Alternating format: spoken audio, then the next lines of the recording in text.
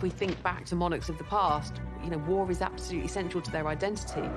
By the First and Second World War, the role of monarchs in wartime had changed. George VI and Queen Elizabeth were very much aware that World War II was not just fighting on the battlefield, it was also a propaganda fight. Tonight, how the Second World War redefined our royal family. We hear how the King and Queen Mother barely escaped with their lives during the Blitz. At 11 o'clock in the morning, a German bomber appeared from nowhere, flew over Admiralty Arch and down the Mall, straight into the palace, and dropped a series of bombs on the palace, one of which very nearly killed the King.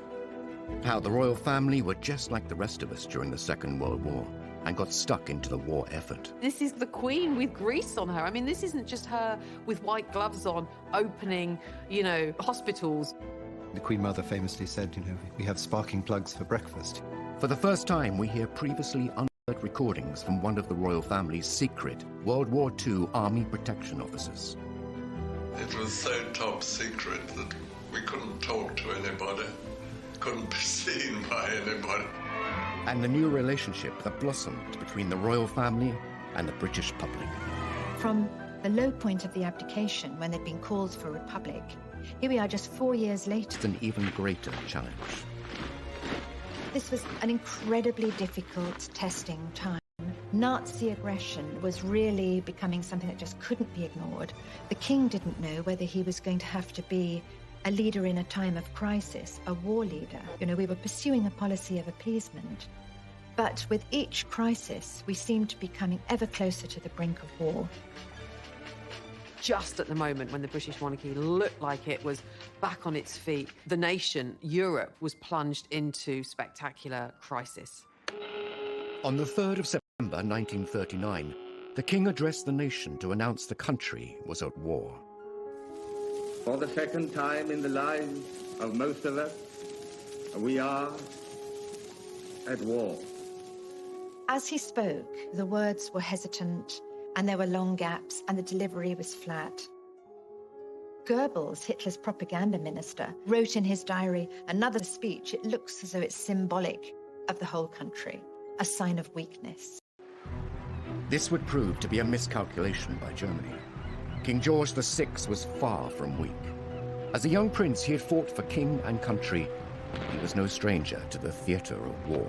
The King, of course, himself was a military man. He'd served in the First World War. He was a 20-year-old on HMS Collingwood during the Battle of Jutland in 1916. So he actually had wartime experience. In fact, he's the only 20th century monarch to have fought in a conflict zone. And then he finds himself in 1939 in charge of a country that, in many respects, isn't ready for war. And he leads from the front. Now king, George had no active military role, but he was determined to support troops fighting in his name. Once the war actually really moves into its ascendancy with the German attack from May 1940 onwards, he dedicates himself relentlessly to maintaining national morale. The king and his family were soon to prove to the British public that they would stand by them. They would face the hardships of war together. Suddenly Britain was galvanized to be on a war footing. And what was very, very impressive at the time is that the king and the queen stayed. Many aristocrats in Britain fled when they heard that war was imminent, and they said to the king and queen, you should go too, you should go to Canada, where you'll be completely safe. And they said no. The Queen made an announcement that children won't go without me. I won't leave the king, and the king would never leave under any circumstances. The royal family embarked upon their own mission to raise the morale of the troops and of the public. They visited factories, they visited munitions, they visited troops all over the country. By all reports, the days that followed, productivity rates went up. There was a real sense that they galvanised people and given them a sort of new sense of vigour. Sequel to the Big Blitz, the visit of Their Majesties the King and Queen to districts in East London which suffered very severely. George VI and Queen Elizabeth were very much aware that World War II was not just fighting on the battlefield, it was also a propaganda fight. When they went around these bomb sites, people were just amazed. There was the Queen in all her jewellery and her furs, and on one occasion, there was a little dog who was half buried under rubble, and the dog was absolutely terrified, and no one could get it out. And the Queen knelt down, and she coaxed that little dog out of the hole. I mean, then there was cheers from all the crowd, and it's just little things like... Was not the only focus for the Luftwaffe. Coventry in the West Midlands had suffered a number of small attacks. On the evening of the 14th of November 1940, 500 German bombers flew over the city, dropping their bombs. The city, having been mercilessly bombed throughout a whole night without regard to military targets, now presents a grim appearance of devastation. Hundreds of civilians lost their lives. I mean, it was more intense bombing than anyone had yet experienced. In fact, Goebbels introduced a new word in the lexicon of horror to Coventrate, because 500 tons of high explosive bombs were dropped in one night. The city was just ablaze. It was a torch. You could see it 100 miles away. Nearly 600 people killed, and he was there immediately after to visit what was left. And apparently there's a story that these dazed, blitzed people who sort of had been bombed only a short time before all broke out into singing the national anthem. And remarkable man. The royal family's decision to remain in Britain meant that they were a direct target for the Third Reich. Though they were heavily guarded, George VI was keen to make sure that they could protect themselves if need be. The king insisted that everybody be trained in how to fire pistols and rifles. Both he and Queen Elizabeth trained every day by all accounts. The Queen Mother, Queen Elizabeth, she used to practice by shooting rats and was very proficient at targeting rats. She was not just this kind of like passive, wife of the monarch. She was there going, I might not be on the front line, but if you guys come into my back garden, I'm going to be ready for you. So there was a real sense of her being this kind of domestic warrior, and no one wanted to mess with her. Not for nothing did Hitler describe her as the most dangerous woman in Europe.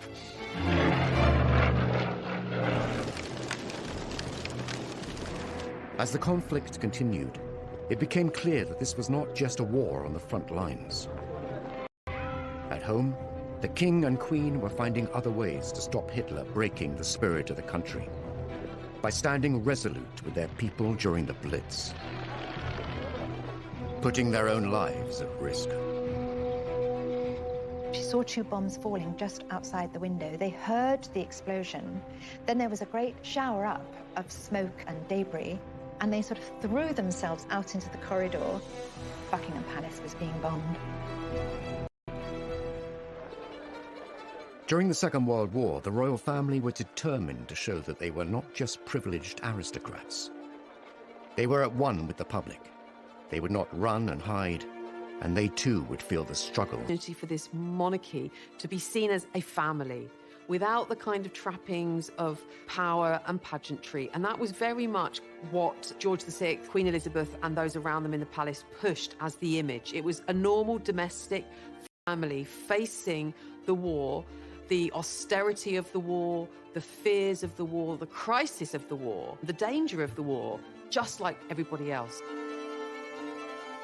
From the low point of the abdication, when they'd been called for a republic, here we are just 4 years later, and the king has somehow come to... It was cold and dark, but the Queen and her younger sister still had a bit of fun. The king actually had a very good idea. He was going around Windsor Castle with his eldest daughter, Princess Elizabeth, and there was lots and lots of clothes and costumes, and he said, why don't we put on a pantomime? And it gave them something to focus on together. Actually, during the 5 years of the war, I think they put on 4 pantomimes, and they were fee-paying. So all the local people used to come as well. And Princess Elizabeth said, oh, we can't charge 7 shillings and 6pence for people to come and see us in a pantomime. And Margaret said, they'd pay anything to see us. As the war raged on, German forces disrupted the food supply chain into Britain. The whole country was put on rations in 1940. The royal family were no exception. They did make sure that they had rations. They did have a line around the bath so that above which you should not go because heating water was obviously a very, very expensive business. The Minister of Supply wants more scrap iron to turn into guns and tanks. Mr. Hicks of the Ministry of Works himself took a hand on some of the Buckingham Palace railings, the removal of which had been ordered by the King. That was part of the whole royal principle throughout World War II, that they should behave in the same way as everyone else. The girls should be evacuated, and that the royals should have rations just like everyone else. They should be subject to ration foods exactly the same way as everyone else. The British royal family remained in their own country, but the war had displaced other European monarchs. The King and Queen Mother hosted the royal refugees. And the king used to say, "Don't worry, I've got lots of socks, I've got lots of clothes, I'll kick you out." Actually, a lot of them just sort of looked like ordinary people, and, you know, a cleaning lady, they weren't in their robe. London was bombed more heavily and more often than other cities. Now, civilians were in Hitler's sights. They thought if there was continuous bombing of London, they would drive the civilian population mad and Britain would surrender. And on the 7th of September 1940, the largest aerial formation ever seen darkened the skies coming across the English Channel towards London. And suddenly, the East End was ablaze. Buckingham Palace was a key target for the German Luftwaffe. The palace was hit repeatedly during the Blitz. Buckingham Palace was actually bombed 16 times during the war, and of those 16 times, 9 of the actual bombing raids caused damage, one of which on Friday the 13th of September 1940 very nearly killed the King. At 11 o'clock in the morning, a German bomber appeared from nowhere, dropped below the clouds, flew over Admiralty Arch and down the Mall, dropped a series of bombs on the palace. The King was with the Queen and his private secretary in his private sitting room, just getting ready for the day's work. And they saw 2 bombs falling just outside the window. They heard the explosion.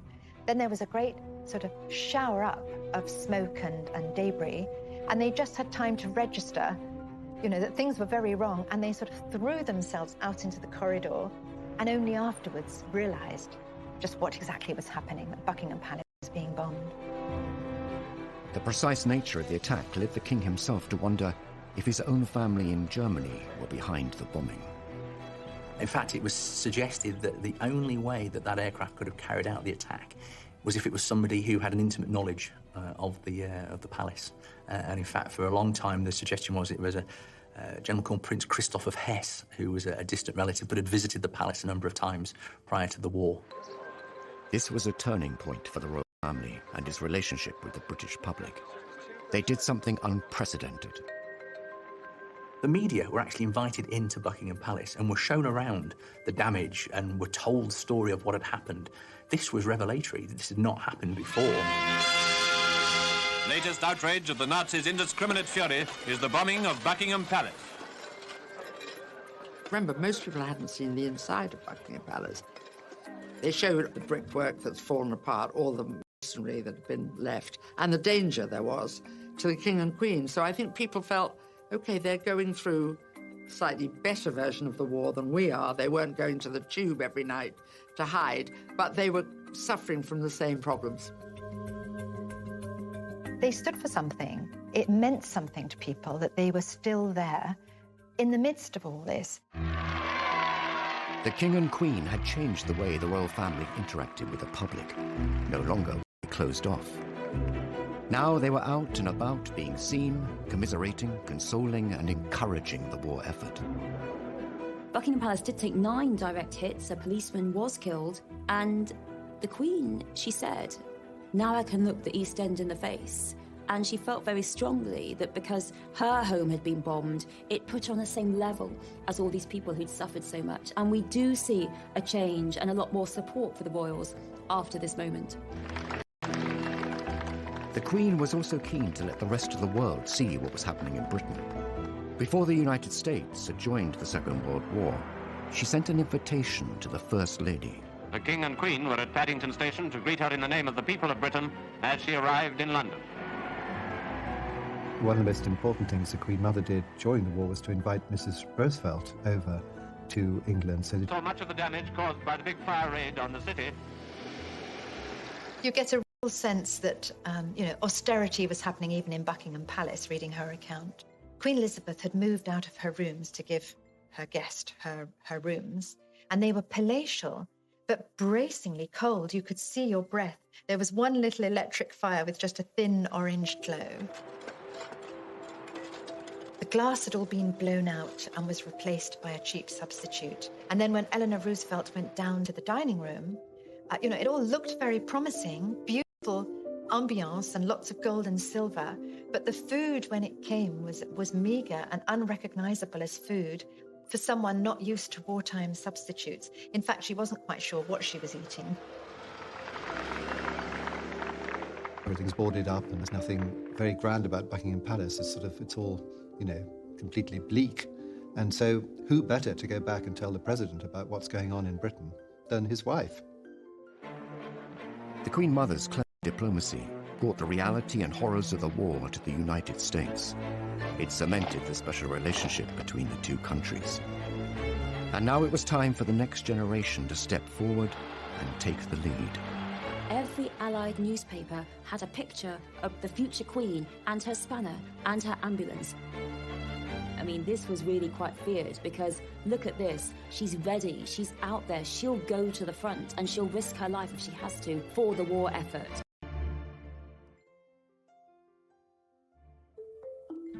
Historically, kings and queens were conquerors, bringing back the spoils of war. Monarchs like Henry IV and George II were seen on the front line.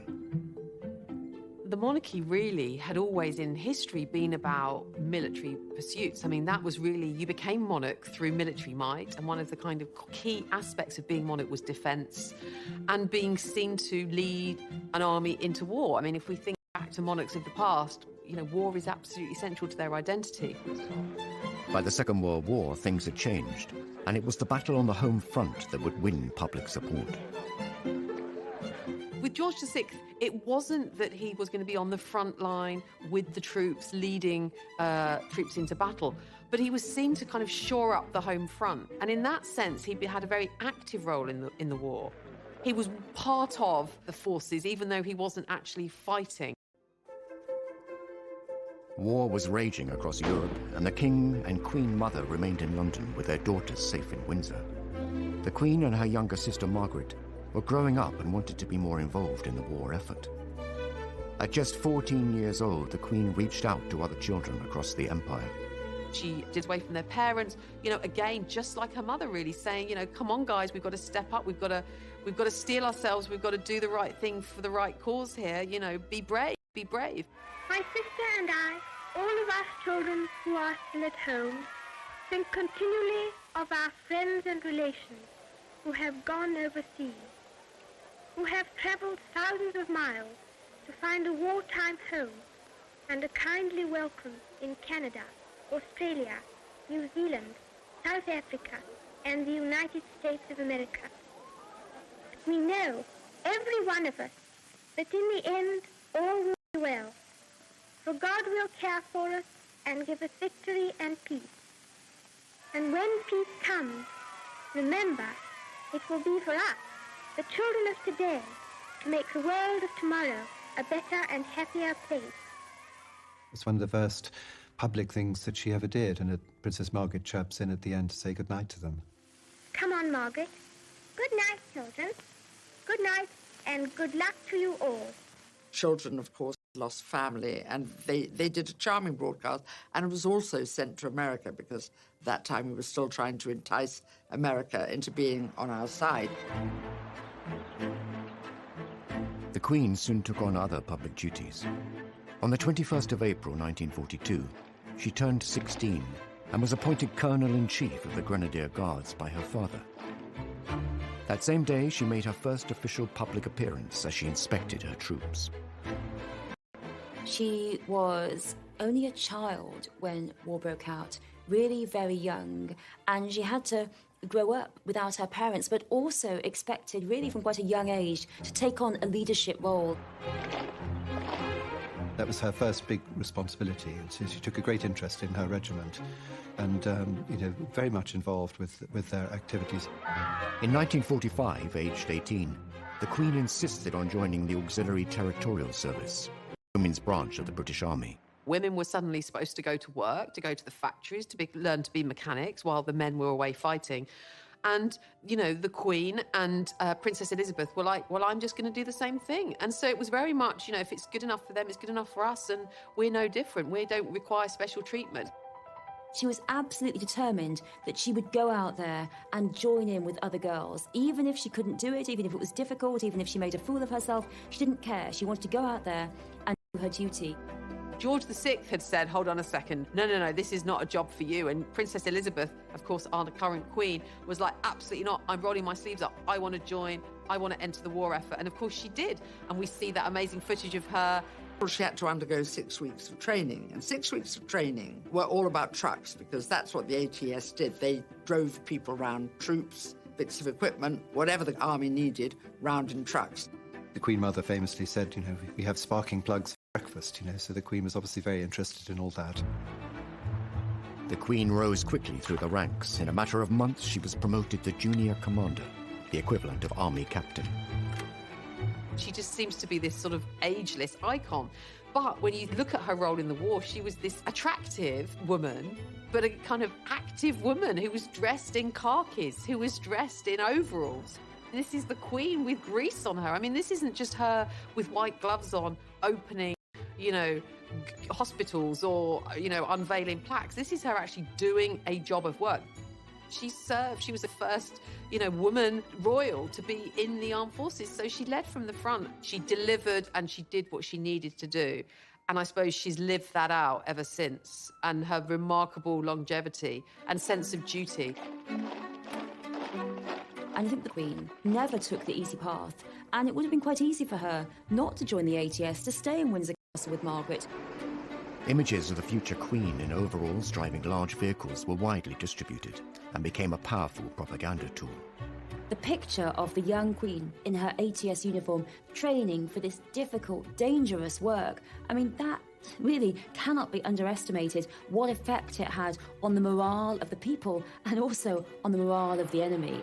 The fact that the future Queen was not protected, not wrapped in cotton wool, that she'd suffered bombings, that she'd been through it all, and now here she was training to go out on the front. Every Allied newspaper had a picture of the future Queen and her spanner and her ambulance. I mean, this was really quite feared because look at this. She's ready. She's out there. She'll go to the front and she'll risk her life if she has to for the war effort. She's always said she had a very happy time meeting other girls who'd volunteered and worked for the ATS. And in a strange way, a lot of people of that age say some of their happiest moments were in the war, when suddenly urgency and being useful were very important, whereas before women, not many had worked, many were just sitting around waiting to do something. But she qualified and drove her lorry into London. She'd learnt to strip down an engine, she'd learnt to change a wheel, she'd learnt to drive a heavy lorry and how to load it. And she proudly drove into London. Apparently she went round Piccadilly Circus twice. Wasn't sure how the roundabout worked. It wasn't all work and duty for the Queen. Romance was blossoming. Her future husband was on the front line serving. Philip of Greece, when she was 13 and he was 18 at Dartmouth Naval College, he was a top cadet, he was going off to war, and he was absolutely charming to her. She records that they went for tea on the Royal Yacht, because of course they're related, and after tea the Royal Yacht sailed away, and all the cadets followed in their boats, but Prince Philip was the last one to turn back, and the king had to actually command him to go. He was a distant relation. He was produced on that occasion to look after the two princesses, and that's always where they say they focused on each other. And of course he had a very, very good war. He described to me once that during the war, I mean, he had no family in England. His mother was living in Greece, and of course he was Greek, and there was a certain wish or wonder, would he join the Greek Navy? But he decided that he'd done some training in Britain, and of course he'd lived in Britain because his family had been exiled. And the Greek Navy was very small, and I think he thought he wouldn't see much action, so he joined the British Navy. He kept in touch with Queen Elizabeth during that time. In fact, she had a photograph of a naval officer with a beard on her table, and that was Prince Philip. He had a beard in those days, but I don't think it fooled anybody, but he was slightly disguised, I suppose. The war creates and cements the romance between Philip and Elizabeth. They don't see each other much, but they think about each other a lot. In July 1942, while second in command of HMS Wallace, Philip made history when he devised a plan that would save all on board. He was to become a war hero. Philip played a really immensely important role in the war in various ways, but perhaps no more so than the Allied invasion of Sicily, when there was a real danger that his ship was going to be bombed by the German Air Force. And so he came up with the idea of basically sending or throwing off the ship a raft and sort of lighting the raft and using that as a decoy and drawing the German bombers to that target whilst the warship moved away. And this was by the accounts, relatively recent accounts of those on the ship, said there's no doubt in the minds of many of those who served on that ship and who are alive today that, you know, Prince Philip's quick thinking saved the lives of the men on the ship and saved the warship. So he was, you know, quite the hero. The Second World War created many heroes, and the king would find a way to honor them all. None were more deserving than the people of Malta, where, despite personal risk, the king visited to express a nation's gratitude. Malta, that little island in the middle of the Mediterranean, was very strategically sited for airfields and harbours to support the North African War, and as a result it had ended up being one of the most bombed places on earth, and its 250,000 people desperately hungry. And the king wanted to acknowledge their bravery and their valour. With the enemy just 60 miles away, the king arrived in Malta on the 20th of June 1943. There is this simply wonderful moment when finally he can get there. And it's a beautiful morning. Even at a distance, he can hear that word has spread that the whole jetty of the Grand Harbour in Valletta is absolutely crammed with people, cheering, shouting and waving. And the king is a solitary figure, slight figure in a white uniform on the bridge of HMS Aurora, giving the salute. And as he approaches, the roar became tumultuous. People were so pleased. Here was their king. The king bestowed the George Cross on the entire island, which had the effect that every fisherman and every man in a boat or every man walking the street felt that he, in a sense, had got the George Cross, you know, as a brave island. He wrote to his mother afterwards, entering that Grand Harbour of Valletta. It was a moment he would never forget. Finally, the tide of war was turning. The door was being opened to the possibility that we could win, and there was a hit song, Coming In on a Wing and a Prayer, which was all about coming in with the engines down and everything's gone wrong, but we're going to get home. And the princesses loved this. There's a gramophone at Balmoral, and they played this song over and over with the Queen and danced in the corridors. There was a real sort of lighter mood at last, some possibility of real hope. The Allied forces saw victory on the horizon. Soon, the future queen and her younger sister would enjoy a rare moment of anonymity, up close and personal with their subjects. The king, who was such a cautious man, he too was so happy. He said, yes, off you go. On the 8th of May 1945, after 6 long years, the Prime Minister announced that war had come to an end. The country woke up to the wonder of it all. VE Day, Victory Day, a day like no other, a day they had, been fighting for.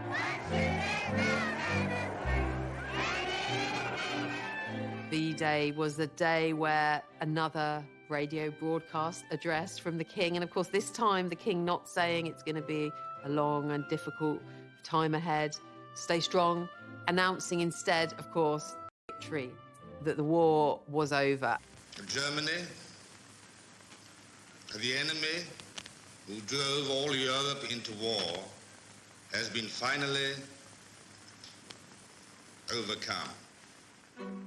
This led to huge outpourings of national jubilation and adulation for the royal family. And, in the sense that the royal family had been central during the war to the war effort, they were also central to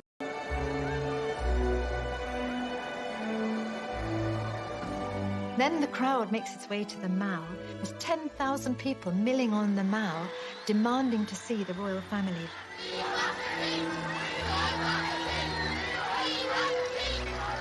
After years bound by the constraints of war, the future queen and her sister Margaret were desperate to get in amongst the celebrations. This day marked an amazing moment. There were crowds. Everyone rushed into the streets. It was this great moment. And the two princesses, said to the king and queen, can we go outside with all those people? And the king, who was such a cautious man, he too was so happy. He said, yes, off you go. And that seems unbelievable because it was absolute chaos outside. The young queen went out in her ATS uniform, and initially she'd pulled her cap down.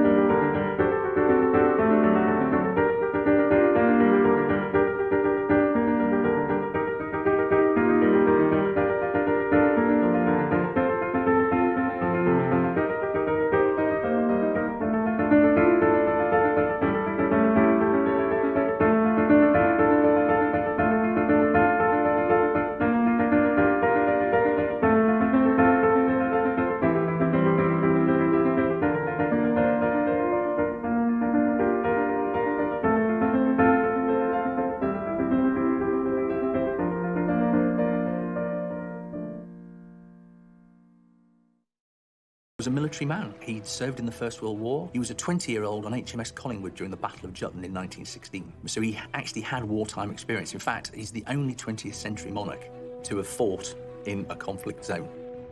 And then he finds himself in 1939 in charge of a country that, in many respects, isn't ready for war. And he leads from the front. Now king, George had no active military role, but he was determined to support troops fighting in his name. Once the war actually really moves into its ascendancy with the German attack from May 1940 onwards, he dedicates himself relentlessly to maintaining national morale. The king and his family were soon to prove to the British public that they would stand by them. They would face the hardships of war together. Suddenly Britain was galvanized to be on a war footing. And what was very, very impressive at the time is that the king and the queen stayed. Many aristocrats in Britain fled when they heard that war was imminent, and they said to the king and queen, you should go too, you should go to Canada, where you'll be completely safe. And they said no. The queen made an announcement, children won't go without me, I won't leave the king, and the king would never leave under any circumstances. The royal family embarked upon their own mission to raise the morale of the troops and of the public. They visited factories, they visited munitions, they visited troops all over the country. By all reports, the days that followed, productivity rates went up. There was a real sense that